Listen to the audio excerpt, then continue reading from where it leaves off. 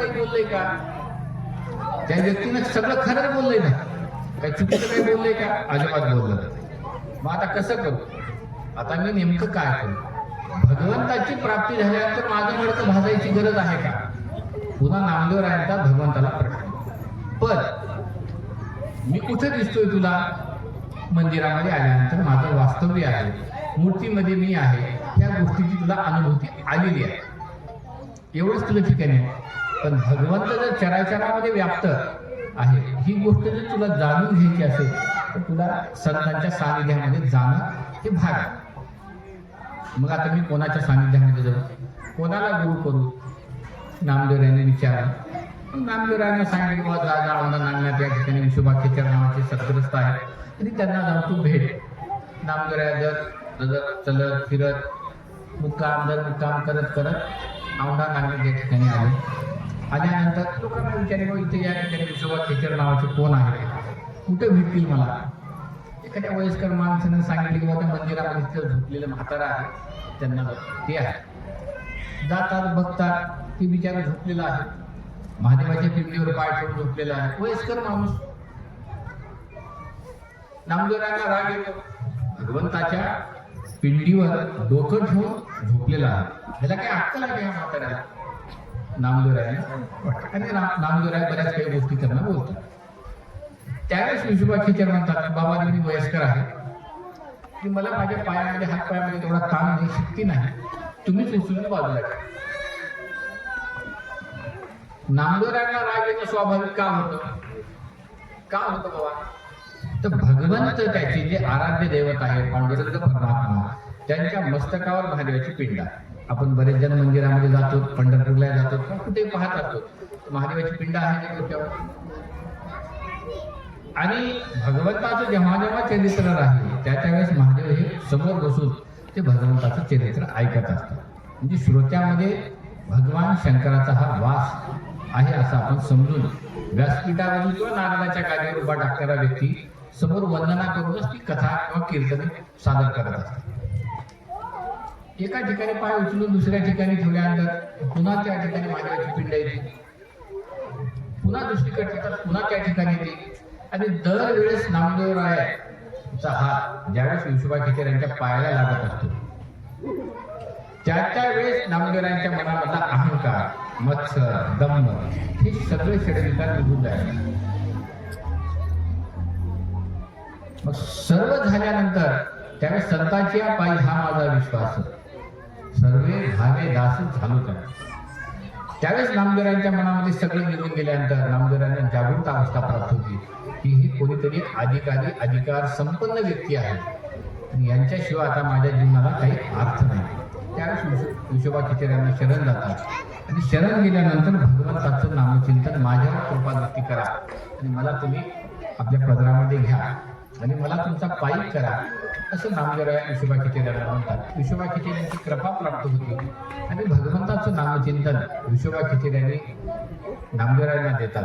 आणि नामदेवरायांना दिल्यानंतर नामदेवरायांच्या पुढल्या जीवनामध्ये त्या त्याच्यामधला जो प्रसंग पाहिला तर नामदेवरायांना मंदिरामध्ये भगवंत नाही, तर चराचरामध्ये भगवंताची व्याप्ती आहे.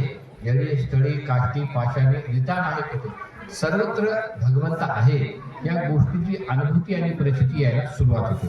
म्हणून संतांच्या मुखारविंदातून भगवंताचं आपण नामचिंतन घ्यावं आणि घेत असताना जितक्या लवकर आपण घेऊ तितकं त्याचं महत्व आहे. सांगण्यामागचा एकच दृष्टांत आहे की प्रवचन किती वाढवता येईल, त्याला आणखी 10 दृष्टांत लावून आपण सांगू शकतो.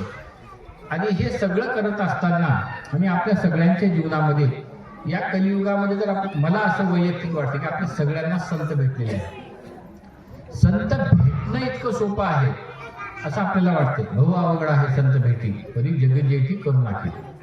जोपर्यंत भगवंताची कृपादृष्टी होणार नाही तोपर्यंत संतांची कृपा होणं शक्य नाही. कुठं ना कुठं आज मला असं वाटतं आपल्या सगळ्यांना संत भेटलेले आहेत, गुरु भेटलेले आहेत. ते आपण त्या गुरूंचा किती आदर करतो, किती सन्मान करतो हे आपल्या वैयक्तिक प्रत्येकाच्या जीवनामधला वेगवेगळा भाग आहे. आता प्रश्न असा पडेल की बाबा महाराज तुम्ही संत भेटलेले म्हणता, गुरु भेटलेले आहे म्हणता, नेमकं तुमचा बोलण्याचा अर्थ कळावा आपल्याला वाटल्याशिवाय राहणार.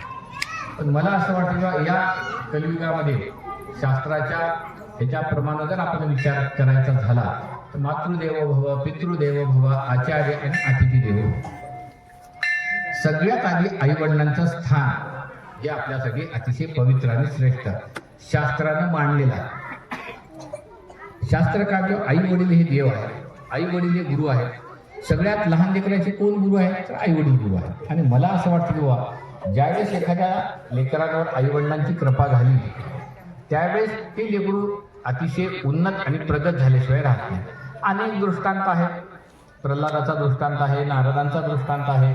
भागवतामध्ये पहिल्या स्कंदामध्ये 6वा अध्याय आहे की नारदाचं पूर्वचरित्र म्हणून. त्याच्यामध्ये आपण पहा ज्या नारदांच्या पूर्वचरित्रामध्ये सामान्य व्यक्ती असणारा नारद नंतर भगवंताच्या संतांच्या सानिध्यामधून भगवंताची कृपा आणि भगवंताच्या नामचिंतनाच्या कृपेच्या माध्यमातून झालेले त्या सामान्य जीवाला नारदाची पदवी इथपर्यंत त्याचा सगळा प्रवास श्रीमद भागवत ग्रंथामध्ये वर्णन केलेला आहे. तसं नारदांचं पूर्वचरित्र अनेक आपल्याला भागवतामध्ये संक्षिप्त स्वरूपामध्ये पाहायला मिळेल. पण नारदांचं जर आपण पाहायचं झालं तर आपण अनेक ग्रंथामध्ये पाहू शकतो. पण आपल्याला नारद म्हणल्यानंतर फक्त कळीचा नारद हा एकच दिसतो. पण नारदाशिवाय काय महत्व आहे हे आपण कधी जाणू शकत नाही.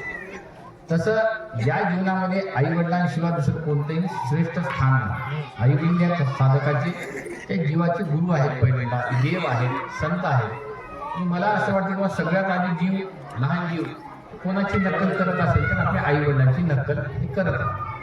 माझे वडील असे मंदिरामध्ये जातात, अशा पद्धतीने पायरीच्या पाया पडतात, घंटी वाजवतात, भगवंताच्या जवळ गेल्यानंतर साष्टांग घंटी वाजवून साष्टांग नमस्कार करतात, पुन्हा मंदिराच्या जवळ जाऊन पाया पडतात. आणि तो लहान जीव सुद्धा त्याच पद्धतीने करत असतो. करते ती करणार लेकरं नातू घेऊन गेल्यानंतर नातूला कोणी घेऊन जातं की मंदिरामध्ये जायला गेल्यावर शक्यच नाही. सगळ्या व्यक्ती भाकर भेटते का? अवघड समस्या आहे ना. लेकरं कोण सांभाळा? कारण सोपी गोष्ट नाही. दिवसा सकाळी इंग्लिश स्कूल, संध्याकाळी मंदिर असे ठरलेले आपले प्रोग्राम आहे. त्याच्यामुळं तो जीव कोणाचं, आजोबाचं, आई वडिलांचं अनुकरण हे करत असतो. आणि हे केल्यानंतर मला असं वाटतं तो जीव लहान लेकरांनी काय करतात, वडील माझी पोथी अशी वाचतात, आजोबा माझी अशी पोथी वाचतात, आई माझी अशी तुळशीला प्रदक्षिणा घालते, पाणी घालते, महादेवाला पाणी घालते, अशा पद्धतीने प्रदक्षिणा घालून दिवा लावते. मुलगी असो किंवा मुलगा आपण पाहत असतो. आणि पाहिल्यानंतर त्याच्या मनामध्ये ते बिंबल्या जातात. मग हळूहळू त्या आईवडिलांची कृपा होती. सुरुवातीला नक्कल, नंतर सवय, नंतर आवड आणि नंतर श्रद्धा. हे 4 स्टेपमध्ये त्या लेकरांच्या मनामध्ये त्या गोष्टी बसत जातात. मग हळूहळू सवय आवडीमध्ये निर्माण झाल्यानंतर त्याला त्या ग्रंथाचं वाचन सुरुवात होतं. मग ग्रंथ वाचायला लागल्यानंतर, भगवंताचं नामचिंतन करायला लागल्यानंतर त्याच्यावर कृपा व्हायला सुरुवात होते त्या ग्रंथाची आणि आईवडिलांची. आईवडिलांच्या कृपेमुळे ग्रंथापर्यंत जातो. मग ग्रंथापर्यंत गेल्यानंतर ग्रंथ वाचायला सुरुवात केल्यानंतर संत कसे असतात, संतांच्या जवळ कसं जावं, संतांच्या जवळ गेल्यानंतर कशा पद्धतीनं बोलावं, कशा पद्धतीनं बसावं, कशा पद्धतीनं वागावं आणि संतांकडून आपलं स्वतःचं हित कशा पद्धतीनं करून घ्यावं हे ते ग्रंथ आपल्याला सांगत असतात. मग संतांची कृपा झाल्यानंतर आपल्याला आई वडील संतांपर्यंत घेऊन जाण्याचं काम करतात. ग्रंथाची कृपा झाल्यानंतर आई वडिलांना वाटतं की हा आता व्यवस्थितशीर भक्ती मार्गाकडे रुजू होत आहे, तर आपण आता ह्याला संतांकडे घेऊन जाणं भाग आहे. आई वडील त्या साधकाला किंवा त्या लेकराला सोबत घेऊन संतांपर्यंत घेऊन जातात. घेऊन गेल्यानंतर आई वडील सांगतात हे आपले संत आहेत, हे आपले गुरु आहेत, अशा पद्धतीनं पाया पड, इथं बस, तिथं बस, सगळं व्यवस्थितशीर ते मार्गदर्शन करत असतात. आणि केल्यानंतर आईवडिलांची आज्ञा, ग्रंथाची कृपा आणि त्या ग्रंथाच्या कृपेच्या माध्यमातून संतांच्या जवळ गेल्यानंतर साधकाचं झालेलं मनाचं परिवर्तन हे पाहिल्यानंतर संत महात्मे त्या साधकावर, त्या लेकरावर कृपादृष्टी करायला सुरुवात करतात. आणि कृपादृष्टी म्हणजे नेमकं काय आहे की भक्ती मार्ग कसा आहे, भगवंत कशी श्रेष्ठ आहे आणि भगवंताच्या कृपेशिवाय आणि भगवंताच्या नामचिंतनाशिवाय आपल्या या नरदेहाला कुठल्याही गोष्टीचं सार्थक नाही. जर तुम्हाला सार्थक करून घ्यायचं असेल, मोक्ष प्राप्ती करून घ्यायची असेल, तर भगवंताची प्राप्ती करून घ्यायची असेल तर भगवंताचं नामचिंतन हे घेणं अत्यंत आवश्यक आहे.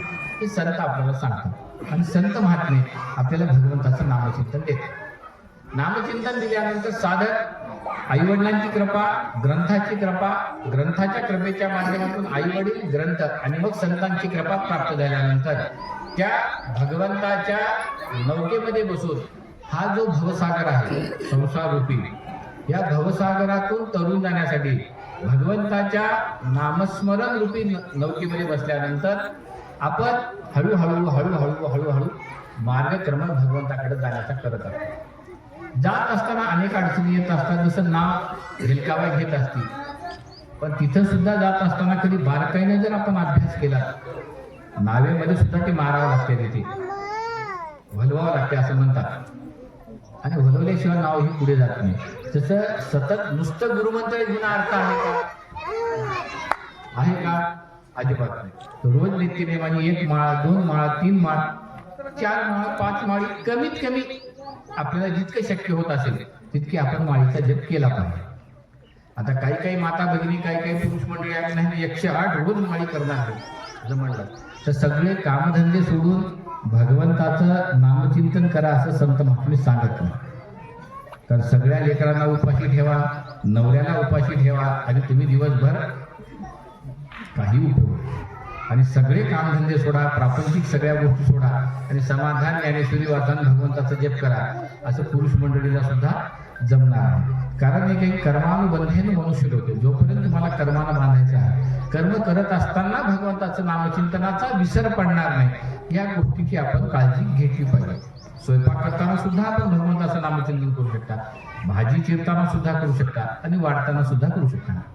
आणि मला असं वाटतं ज्या ज्या माता भगिनीचे नवरे तापड आहेत असं त्यांना वाटतं, मला तर कोणाबद्दलच काही वाटत नाही, असं त्यांना वाटतंय त्या त्या माता भगिनीने भगवंताचं नामचिंतन करत करत स्वयंपाक करावा, म्हणजे भाजी चिरण्यापासून तर वाढण्यापर्यंत करावा.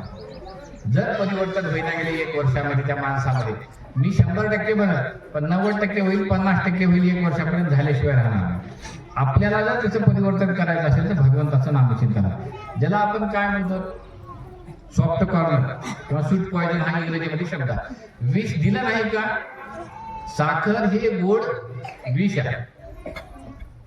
विष आहे का? तोंडाला गोड लागलेले महाराज तुम्ही काही सांगता, तसं भगवंताचं नामचिंतन तुम्ही हळू हळू हळू हळू त्या अन्नाच्या माध्यमातून द्यायला सुरुवात करा.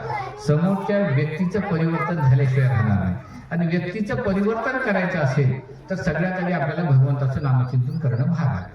आपल्याकडे एक सवय आहे की आमच्या, आता तुमच्याकडे कशी फॅशन आहे माहित नाही, पण बऱ्याच डॉक्टर लोकांच्या घरी गेल्यानंतर किंवा IAS अधिकाऱ्यांच्या घरी गेल्यानंतर आमच्या मुलाला हे आवडणार, आमच्या मुलाला ते आवडणार, आमचा मुलगा देवदेव करत नाही, आमचा मुलगा पोथी वाचत, आमचा मुलगा फक्त अभ्यास करतो.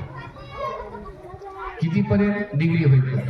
डिग्री झाल्यानंतर कोणता दिवा लावला लगेच महाराजांना कळतं, पुन्हा महाराजाकडे येतात, महाराज सगळं कार्यक्रम बिघडला, आता मार्गावर आला, कसं करायचं?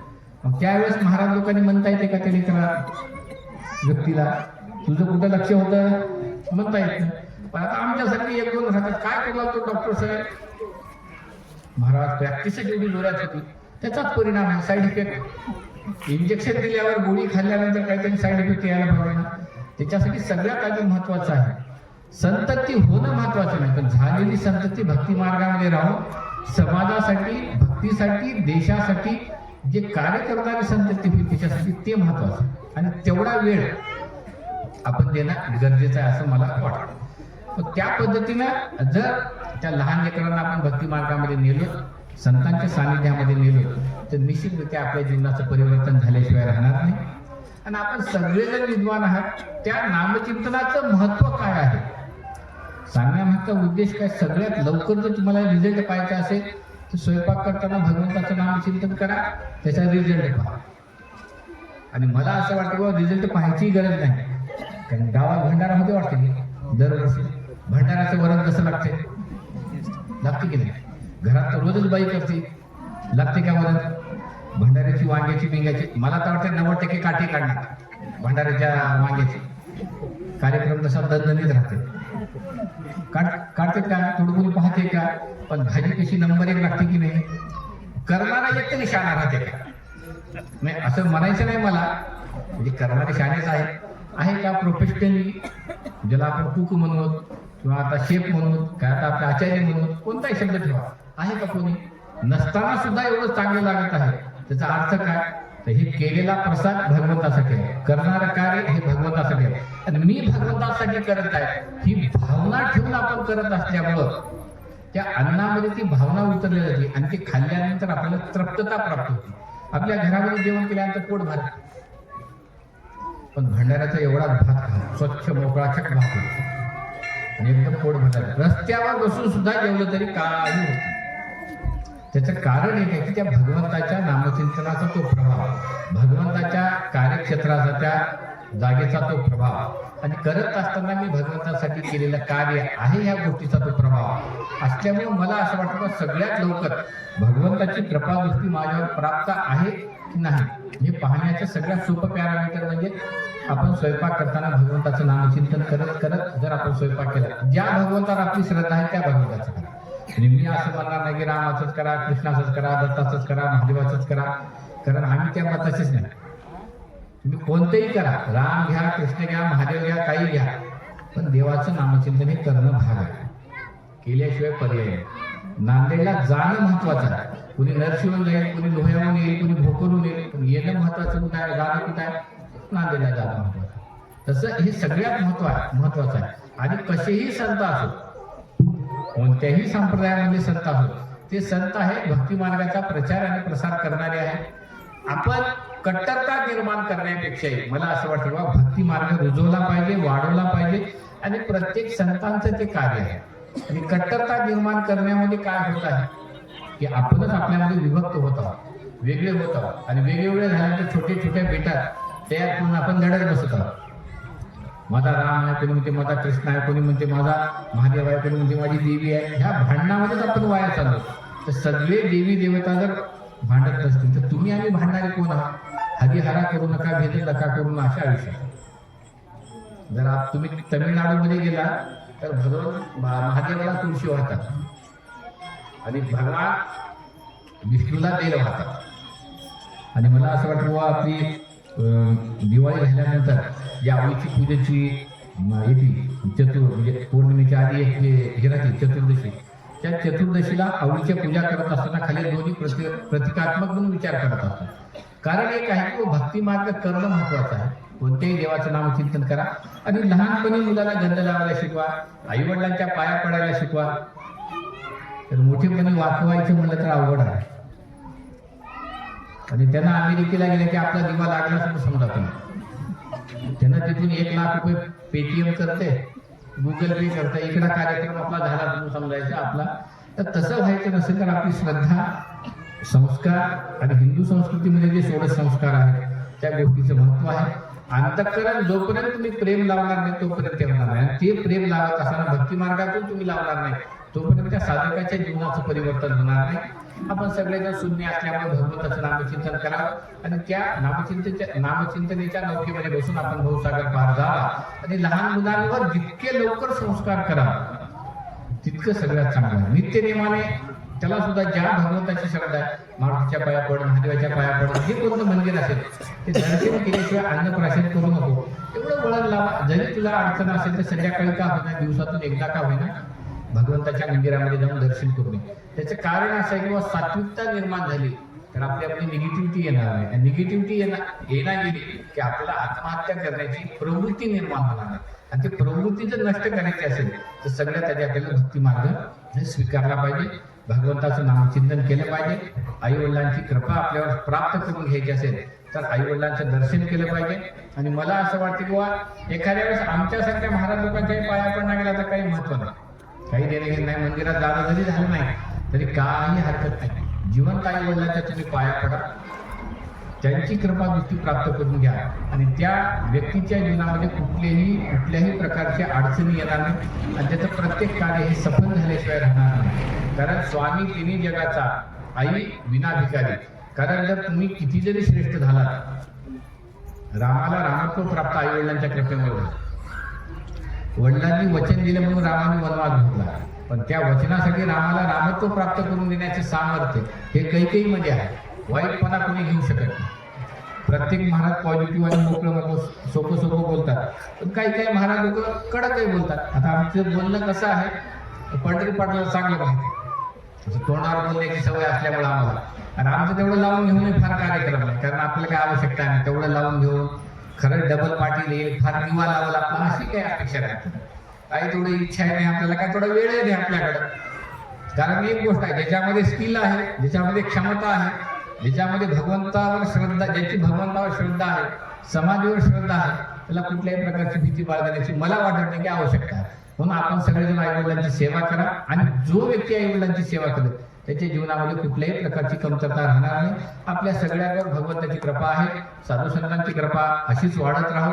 आपल्या सगळ्यांचे जीवन सुखमय, मंगलमय, आरोग्यमय व्हावं हीच भगवंताची चरणी प्रार्थना करून या ठिकाणी 2 शब्द आपण थांबवतो. पुंडलिक विठ्ठल श्री ज्ञानदेव तुकाराम पंढरीनाथ भगवान की जय, गोपाल कृष्ण भगवान की जय, बजरंगबली हनुमान महाराज की जय, सद्गुरु नराशाम महाराज की जय.